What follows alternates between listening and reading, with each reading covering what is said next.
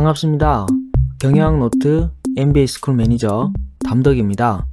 오늘은 경영전략 이론에 대한 첫 시간으로 전쟁에서 사용되던 전략이라는 개념이 어떻게 기업 경영의 중심에 서게 되었는지, 그 등장 배경과 시기별 경영 전략의 패러다임의 변화에 대해서 알아보고자 합니다.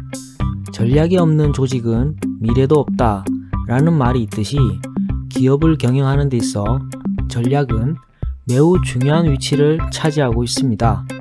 이러한 점에서 볼 때 경영학 분야에서 경영 전략은 필수적으로 배워야 하는 학문임에는 틀림이 없습니다.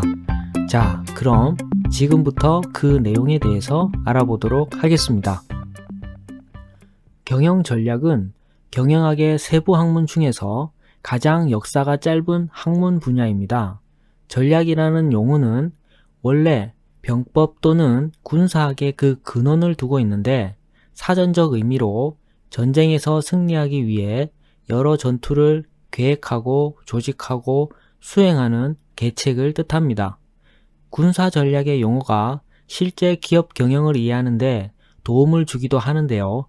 앞서 배웠던 경영의 의미를 살펴보면 조직의 목표를 달성하기 위해 자원을 계획하고 조직하고 지휘하고 통제하는 일련의 활동 또는 관리 과정을 경영이라고 하였습니다. 전략이 기업이나 국가가 경쟁 우위를 갖기 위해 경영 자원을 배분하는 전반적인 계획이라고 하면, 전술이라는 것은 특정 기능 분야 또는 시장에서 성과를 높이는 계획을 뜻합니다. 즉, 전술이 소규모의 전투에서 승리하기 위한 작전을 의미한다면, 전략은 전투가 아닌 전쟁에서 승리하기 위한 계략이라고 볼 수 있습니다. 이와 같이 전쟁에서의 전략의 개념이 기업 경영에 이식이 되면서 경영 전략 혹은 전략 경영으로 불려지게 되었고, 글로벌 환경에서의 불확실성의 증대로 인해 경영학의 중추적인 역할을 수행하는 학문 분야로 발전하게 된 것입니다. 경영 전략은 나날이 변화하는 환경에서 기업의 자원을 어떻게 하면 가장 효율적으로 이용할 것인가 하는 개념에서 시작되었다고 볼 수 있습니다. 정의를 살펴보면 경영 전략은 희소한 경영 자원을 배분하여 기업에게 경쟁 우위를 창출하고 유지시켜 줄 수 있는 주요한 의사결정을 의미합니다. 여기에서 중요한 용어는 희소한 경영 자원과 경쟁 우위 그리고 주요한 의사결정입니다.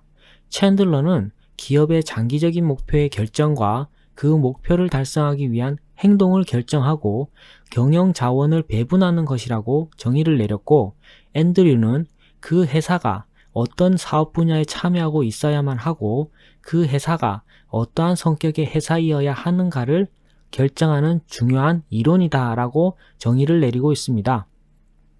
학자들 간에 명확하게 통일된 개념은 없지만 경영 전략은 기업의 목표를 달성하기 위해 사용되는 중요한 수단임에는 틀림이 없습니다.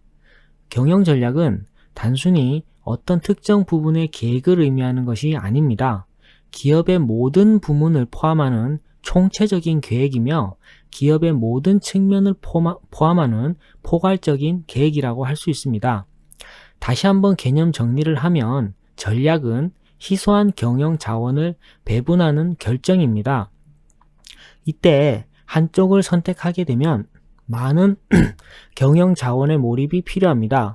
이것을 통해 경쟁 우위를 창출하게 되어 기업은 지속 가능한 경영을 하게 되는 것입니다. 다만 한쪽을 선택하게 되면 한쪽은 포기를 할 수밖에 없는데, 이러한 결정 과정을 전략적 의사결정이라고 합니다. 성공적인 전략 수립은 목표를 달성하기 위해 위험을 감수하고 현명한 포기에 따른 선택을 할 수 있는지 여부에 달려 있으므로 경영 전략에 있어 전략적 의사결정은 매우 중요한 개념이라고 볼 수 있습니다.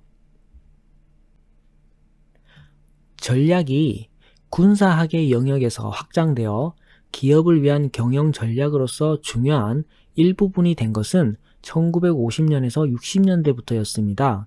미국의 거대 기업들이 다양한 사업 분야를 효율적으로 운영하기 위한 고민의 일환으로부터 시작이 되었는데요. 등장 배경을 살펴보면 시기별로 크게 3개의 축으로 나눌 수가 있습니다. 1950년대에서 70년대 전반까지는 장기 전략 계획이라는 것이 등장하여 기업의 중요 전략 중의 하나로 자리를 잡고 있었습니다. 이 시기의 미국의 경영 환경은 전후의 충분한 수요를 바탕으로 생산자 위주의 풍요로운 환경을 추구하고 있었습니다. 이후 기업 환경의 급격한 변화로 인해 예측 능력의 한계가 지적되었고 장기 전략 계획이 오히려 환경 변화에 유연한 대처 능력을 떨어뜨린다는 비난을 받게 되었는데 이후 등장한 것이 산업 구조 분석입니다. 산업 구조 분석은 경제학의 한 분파인 산업 조직론에서 산업의 독과점을 규제하기 위해 개발된 방법론으로 마이클 포터 교수가 경영 전략 분야에 도입하여 발전시킨 이론입니다. 미국의 대기업들의 다각화 추세와 맞물려서 인기를 구가를 하였는데 산업의 매력도 평가를 하는 데 있어서는 도움이 되지만 기업의 구체적인 진입 및 철수 방법 등을 제시하는 데에서는 한계성을 드러내게 되었습니다. 1990년 초반부터 경영 전략 분석의 관점은 산업과 같은 기업의 외부 환경에 대한 분석에서 기업의 내부적인 경영 자원과 핵심 역량 분석을 하는 것으로 그 초점이 바뀌기 시작하였습니다. 경영 자원론은 기업이 보유하고 있는 자원들의 결합을 통해 핵심 역량을 구축하고 활용하자는 이론으로서 기업 내부 역량 중심의 경영에 대한 관심을 불러일으키는 사고의 확산을 가져오게 되었습니다. 경영 전략의 학문적 발전 과정을 그림으로 표현하면 보시는 바와 같습니다. 다시 한번 정리를 하면 장기 전략 계획은 기업의 재무적 투자 계획 수립 및 시장 예측과 시장 점유율 분석을 위해 사용한 전략으로 대기업들이 기획조정실을 설립을 해서 추진했던 기업 전략의 일환이었습니다. 이 시기에는 방향성 자체가 사업 확장 전략이었고 주요 관점이 상품 개발, 시장 확대, 사업 다각화였습니다. 다각화 전략이 기업을 성장시키는 가장 손쉬운 방법이었고 다각화 전략에 초점을 맞추어 기업 내부 경영 자원보다는 시장의 성장성과 매력도와 같은 기업 외부 환경에 초점을 맞추어 전략을 추구하였습니다. 주요 학자로는 이고르 엔소프와 앤드류 등이 있습니다. 산업 구조 분석은 산업 내의 기업 위치 분석을 통해 수익성이 낮은 산업으로부터는 철수를 하고 매력도가 높은 산업으로 진입을 하자는 내용을 바탕으로 한 이론으로서 산업 구조와 경쟁 전략에 대한 분석 방법입니다.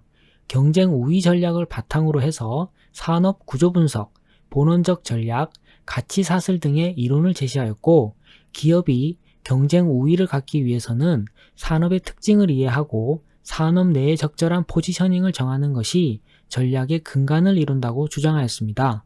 주요 학자로는 마이클 포터 교수가 있습니다.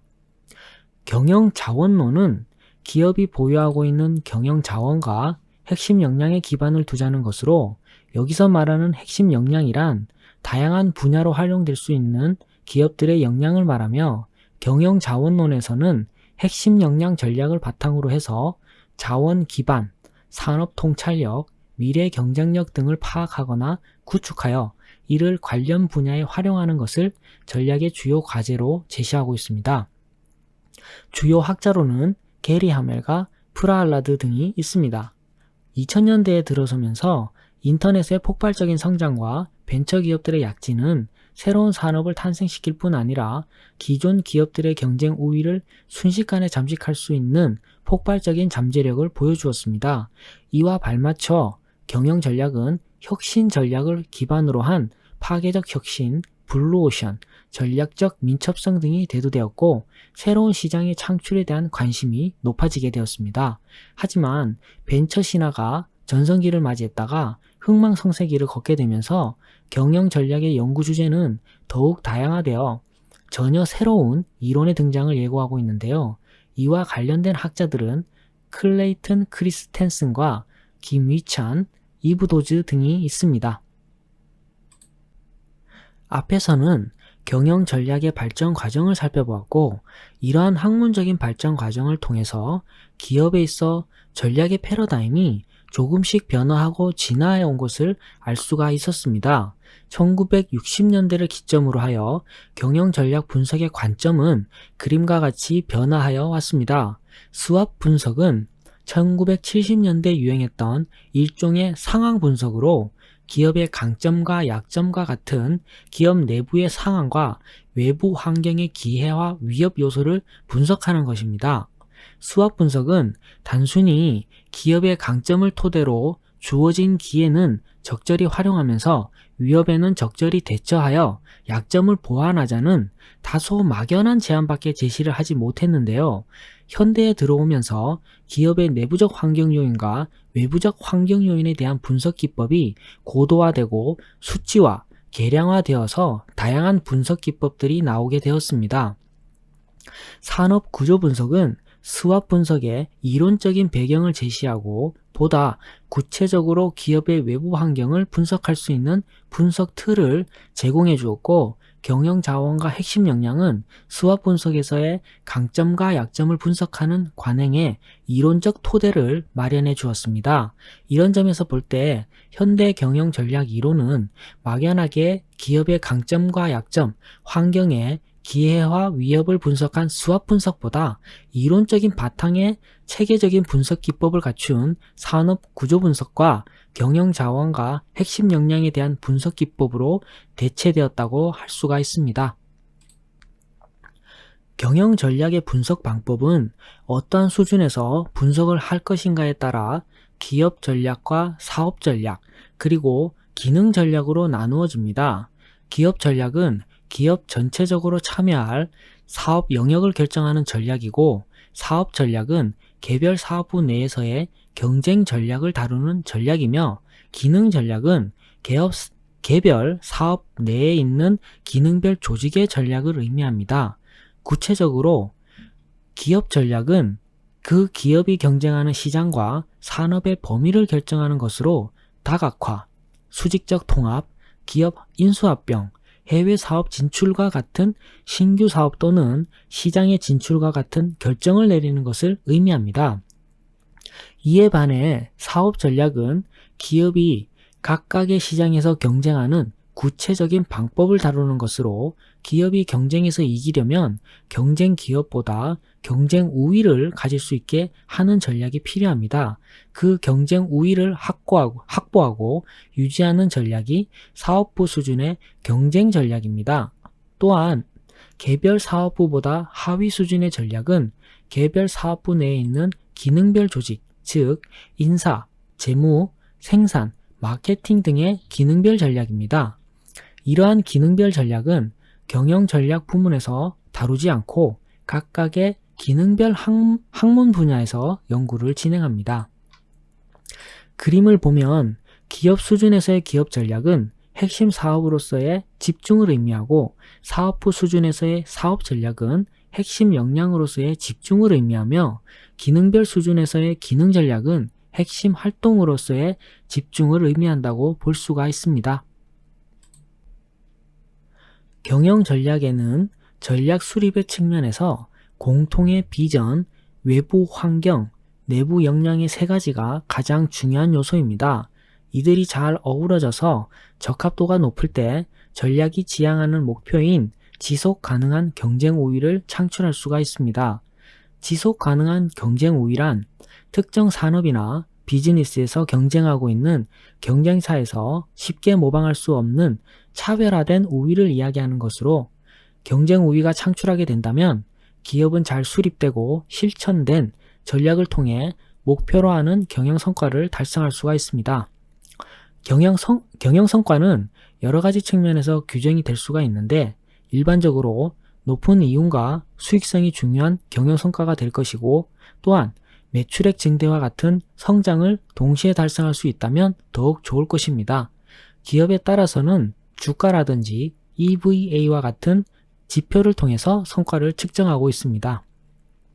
이상으로 경영 전략의 개념과 역사적인 발전 과정, 그리고 시대적 흐름에 따라서 전략의 패러다임이 어떻게 변화해 왔는지에 대해서 알아보았습니다.